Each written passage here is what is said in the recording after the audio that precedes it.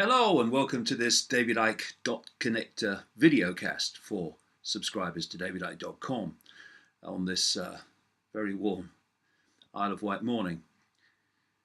Well, another week and more revelations about the way humanity treats its children. Captured in two headlines. One, House of Horrors, which many newspapers carried, and another one about 1,200 child slaves being rescued in England in a single year, and it being said, quite rightly, that that is the tip of the iceberg. What is it with humans and children? Because the scale of paedophilia worldwide is absolutely staggering, and it affects every level of society. But in terms of ratio, it's very concentrated in the so-called elite levels of society. There are deep reasons for this, far out reasons, which I talk about in the books.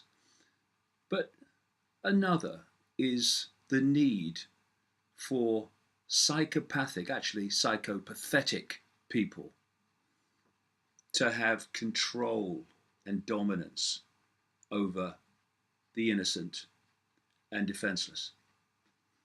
And this psychopathic human trait is what causes so many children to live lives of unspeakable horror.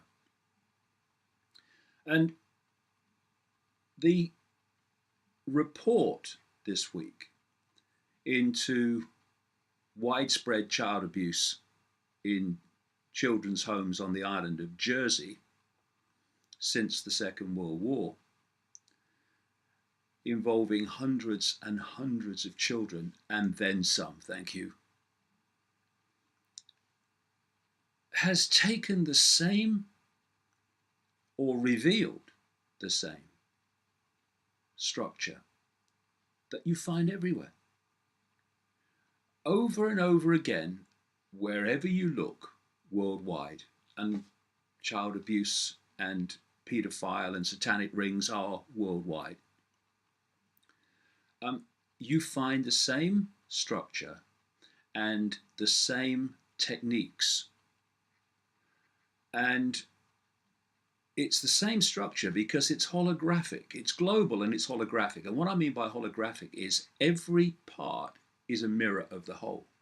So you have local paedophile rings and satanic rings, and then they lock into bigger rings and bigger rings and bigger rings until you've got a global ring involving both paedophilia and Satanism, because the two are fundamentally connected for reasons I explain in the books. So if we look at this report from Jersey this week into the massive abuse of children there, on an island of only 100,000 people, you can't know about child abuse on the scale that was going on an island of 100,000 people. Of course you do. Of course the authorities did. And as the report points out, when the children got a chance to say this is what's going on, they were ignored. Of course they were ignored. That's why the paedophile and satanic rings can continue, because any exposure is pushed down. And so if we look at this report, we'll see the recurring themes. First of all, the abuse itself, described in the report in terms like cruel and degrading punishments, an oppressive and fearful environment. These are kids, for goodness sake. Humiliating and degrading treatment, homes managed in a strict and physically dominant way by psychopaths. Now, I'm not saying that all people that run or work at children's homes and care homes are psychopaths or paedophiles. Of course not. But, little question, if you're a paedophile and you want access to children, you're not going to get a job at an old people's home, are you? And this needs to be recognised, that wherever children are gathered, particularly in any number, then paedophiles are wanting to get in there somehow. And of course, because these are rings and not overwhelmingly just individuals, it means that these psychopaths and paedophiles get appointed to these positions over children because other members of the ring are in the positions of political and administrative power to give them those jobs. And then when something happens that starts to expose it, well, you also have the political and administrative and judicial mechanism to suppress the truth coming out, especially in terms of the rich and famous. So the report said that some children were effectively abandoned in the care system, and much of it's not a care system, that's the problem. And Haute de la Garenne, this is the one they're calling the House of Horrors in Jersey, a horrific place, had a toxic mix of personalities who treated children harshly. Now, when you have a paedophile centre like Haute de la Garenne, you're not going to put non-paedophiles in there in any number in terms of control, because those who are paedophiles will quickly get exposed. This is why when you're looking at these things, you don't just look at the people who ran the homes, who were paedophiles. Look around those that allowed that to happen without being exposed. Look at those that gave them the jobs and ignored warnings of what was going on. Because these are rings, not overwhelmingly, like I say, individuals. Now, the other thing, of course, is everyone watches everyone else's back when it's a ring. So people are protected. I mean, look at Jimmy Savile. Jimmy Savile, the so-called BBC entertainer, has been exposed as a record-breaking paedophile decade after decade after decade, interacting as he was all the time with the rich and famous and the inner circle of British royalty, bosom buddy of Margaret Thatcher, the Prime Minister, a Prime Minister of a government at a time when many allegations have been made about a Westminster paedophile ring, which wasn't just going on then.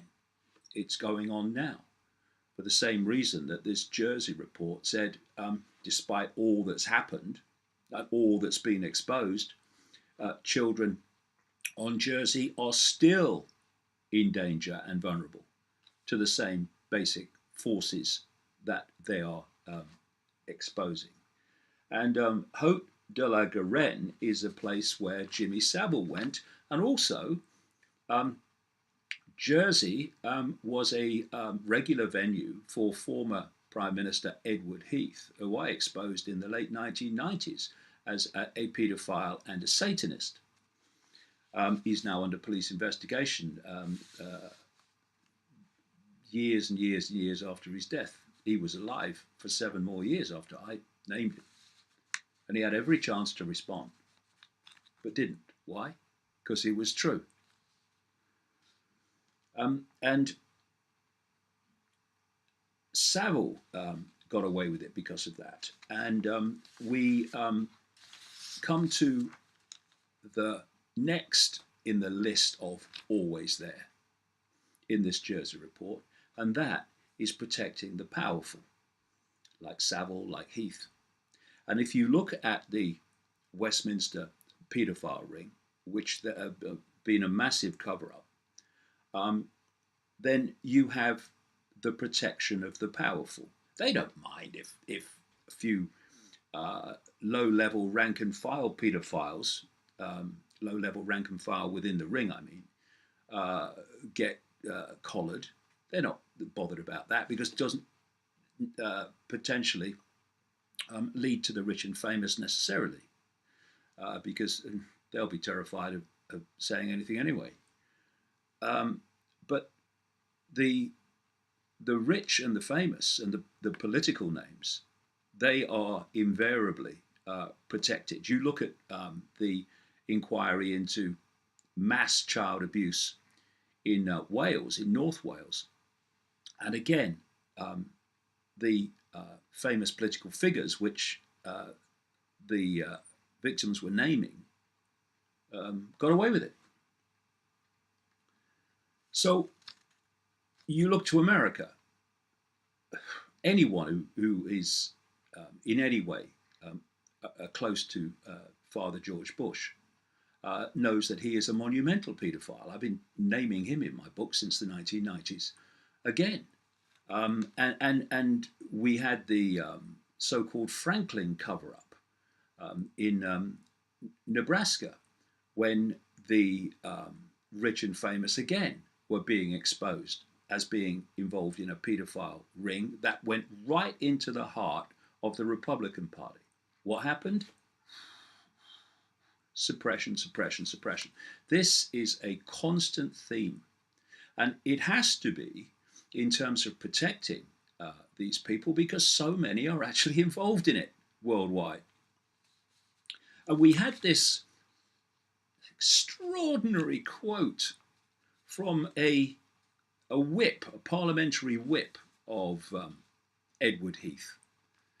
Parliamentary whips, of course, for people who don't have them in their countries, basically are there to keep control of the members of parliament and make sure they vote in the way that the hierarchy wants. And this Heath parliamentary whip, Tim Fortescue, told a BBC documentary in 1995, documentary was called Westminster's Secret Service. He said that the whips could cover up scandals involving members of parliament, including those involving, quote, small boys, and then essentially blackmailing them so that they would always vote as the hierarchy wanted from then on. This is the quote. For anyone with any sense who was in trouble would come to the whips and tell them the truth and say, now, I'm in a jam, can you help? It might be debt, it might be a scandal involving small boys, or any kind of scandal in which a member seemed likely to be mixed up in. They'd come and ask if we could help, and if we could, we did. And we would do everything we can because we would store up brownie points. And if, I mean, that sounds pretty a nasty reason, yes it does, but it's one of the reasons because if we could get a chap out of trouble then, he will do as we ask forevermore. I've been highlighting over the last couple of decades how paedophilia, Satanism too, but paedophilia is used as a way of blackmailing politicians, including major names, to then do what the hidden hand wants. Otherwise, they're going to be exposed. And here is a whip in the Heath government openly admitting that they covered up paedophilia. Consequences for anybody? Nothing. In Jersey, we've had the cover-up of the involvement of Ted Heath and his child supplier, Jimmy Savile. A woman said she was abused by Savile at a Jersey orphanage in 1969. She said she reported it to a nun. Amazing how often nuns get involved in this. But had her mouth washed out with soap and was told never to speak to anyone about it. This is what is happening all the time. It's happening now in care homes as I'm speaking, in Britain, in America, in Europe, in Australia, and so on. Former Haute de la Garenne residents said they were abused by Savile. One said the television star sexually assaulted him between 8 and 12 times in a camper van parked in the Haute de la Garenne grounds. And once again, common theme repeated and repeated. We've had the Jersey report this week talking about how the powerful were protected. And all these allegations against political figures that broke after the Savile scandal broke. What has happened in terms of any major political figure that has been named over these intervening years? Nothing. Nothing. And I was on a television program, BBC television program, with a guy called Michael Portillo, who was a former Conservative government minister. And he said during the interaction that allegations about the Westminster paedophile ring had been shown to be not true. No, they haven't. They've been covered up. And I find it amazing that a former Conservative government minister and long-time member of Parliament like Portillo could possibly not know how rampant paedophilia is in Westminster. Not to know, he must have spent his entire time there walking around with his eyes closed and his ears covered. The level of denial of the obvious is ridiculous. Another common theme in all these paedophile rings and reports: stopping genuine police officers investigating if famous names are involved. We saw this in Belgium in 1996, when the genuine investigative magistrate was fired from investigating the case of Marc Dutroux and child murder and paedophilia, which went into the upper levels of Belgian society and wider. And some spurious reason was concocted to get this guy off the case because he was starting to make the connections into the upper levels of Belgian society. So instead of saying, well, let's protect the children, no, let's protect the upper levels of Belgian society. And he was thrown out. Then you have all the police officers, former police officers, who spoke out after the Jimmy Savile scandal broke, saying that when they were investigating paedophile rings, that was fine until they started closing in on major political names. And suddenly they were off the case, or the case was shut down. This is a constant theme. People say, well, why doesn't it come out more? Well, this is why. As the Jersey report said, children who said this is what's happening to me weren't listened to and were ignored. Probably many of them punished for it. And then you control the investigation. Which again brings us back to the Jersey report this week. In the Jersey case, a genuine chief investigating officer was thrown off the case because he was determined to get to the truth. That's the last thing this lot want. And then the chief of police in Jersey, Graham Powers, was suspended. He was overseeing the case and he was supporting the chief investigating officer. And the Jersey Report said this week that a politician had lied to the Jersey Parliament to make the case for the suspension of Powers. And the inquiry said that this fueled concern of a cover-up. Well, quite right, because it bloody was. Next one in the structure. Taking children from families on ludicrous and made-up excuses. Thousands and thousands and thousands of children are taken from their parents by social services and the state every year in England alone. And many of these children, increasing numbers, are taken from loving parents and for, again, spurious reasons, made up reasons, to get them away from their families and into the care system, or what calls itself the care system. This process of making up reasons, going to secret courts which can't be reported,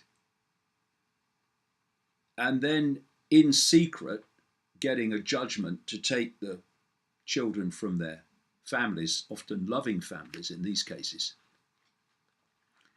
means that children can be identified by paedophile rings and targeted to order. And this is going on. Let no one kid themselves.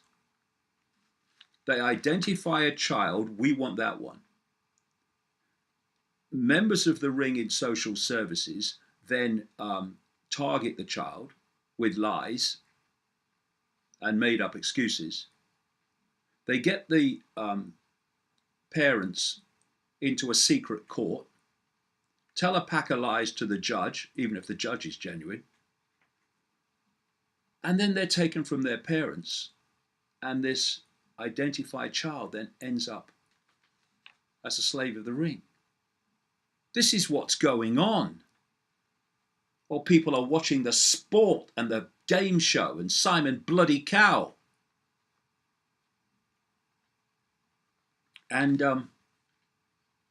this Jersey Report this week, here it is again. It said, children have at times been removed from families without a statutory basis or for seemingly inconsequential reasons, including simply being rude.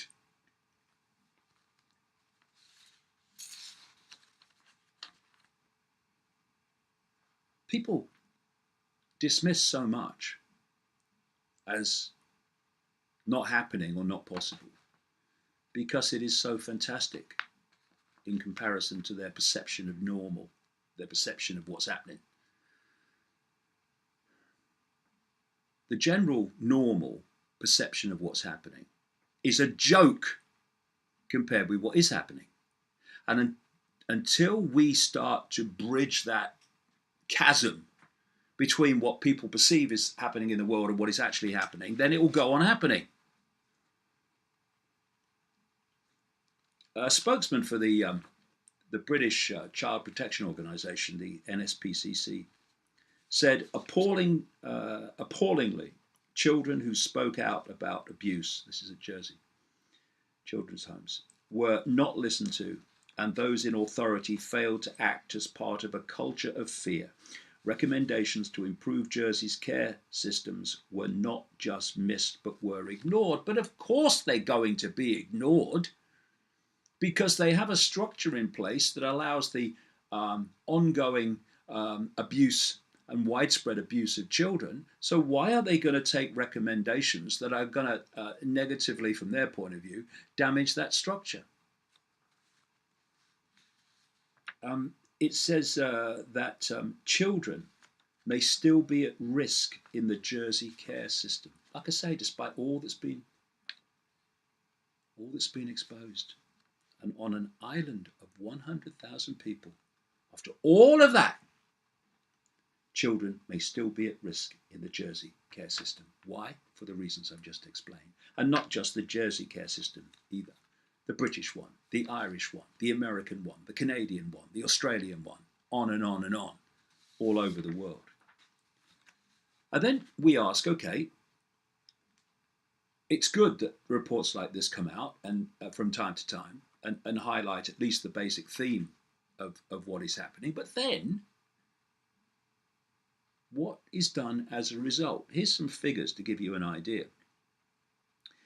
In 2010, Jersey's chief minister issued a formal apology to all the victims after a police investigation reported 553 alleged offences between September 2007 and December 2010.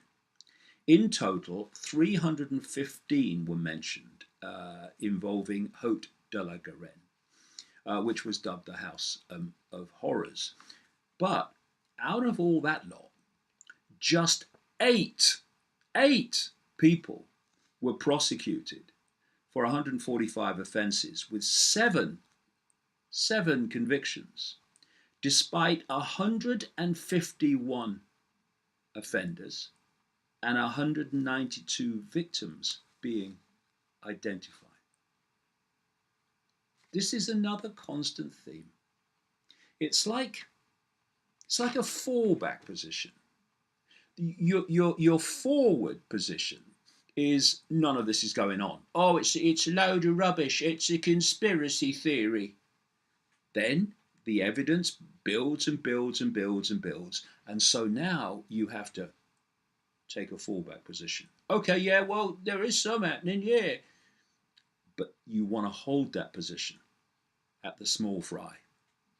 So the big fish never get collared. And that is a constant recurring theme, and that's what's happened in Jersey. And Graham Powers, the Jersey police chief, who was suspended for actually being too genuine, he said that the so-called Jersey way included never to do today what you can put off for 10 years. Well, this is not just the Jersey way, it's the British way in terms of paedophilia and Satanism, and it's the American way and the Canadian way and the Australian way and all their ways. And he said that a disproportionate amount of power was concentrated in the hands in Jersey of a few ancestors who had lived on the island for centuries and who were keen to resist Anglicization. They were keen to resist losing control so that this stuff could come out. And that same position, that same structure of a tiny few dictating everything happens everywhere, as I've been exposing for so long. So we're looking at psychopaths controlling events. And of course, if you're talking about paedophilia, you're talking about psychopaths. You look at the traits, there's something called the hair test of psychopathic traits. You look at that list and it just describes paedophiles to a T. But there are other ways that humanity abuses its children. 1,200 child slaves rescued in a year. But shock figure for England is tip of the iceberg. Another story this week. More than 1,200 children were rescued from sexual, domestic or labour slavery in England last year, reports revealed today, or a report revealed. They were identified by police charities and welfare experts as potential victims of so-called modern slavery, which includes human trafficking and forced labour. But the figure could merely be the tip of the iceberg, with many more unreported cases, the study by the Children's Commissioner for England warns. Anne Longfield has urged politicians to stamp out the horrendous exploitation of youngsters by adults. Don't hold your breath. She said slavery was just one of several serious issues that forced millions of children across the country to live vulnerable or high risk lives. Her report cites the latest figures from the government's National Referral Mechanism, the NRM, the official framework for identifying and helping victims of slavery and trafficking.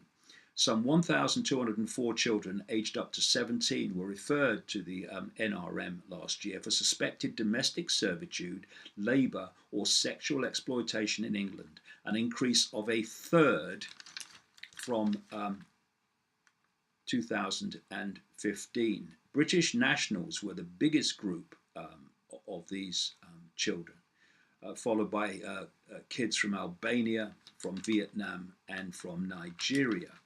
But the report says that there are many invisible children who may be particularly vulnerable due to gaps in identification.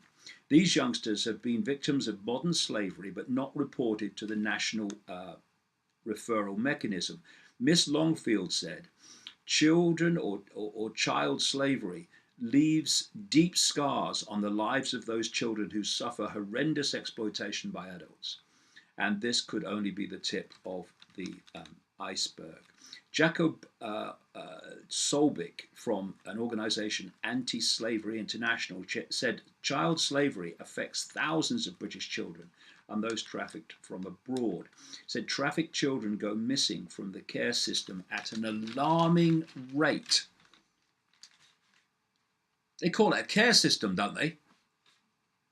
But because these rings operate through the so-called care system, they are moving children out of that system, that network, into their own network, which is why they go missing and end up as slaves and victims of paedophiles.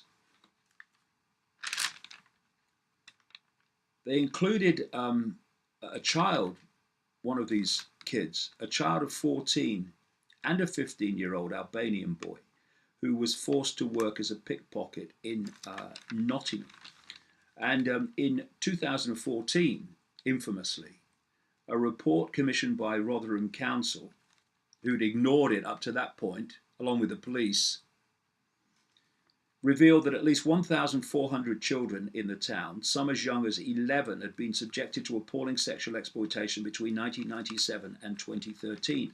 A spokesman for the British charity, the Human Trafficking Foundation, said, the data around child trafficking masks the scale of the problem, not only because many children are hidden or too scared to come forward, but also because we are often failing to recognize child victims of modern slavery when they actually come forward.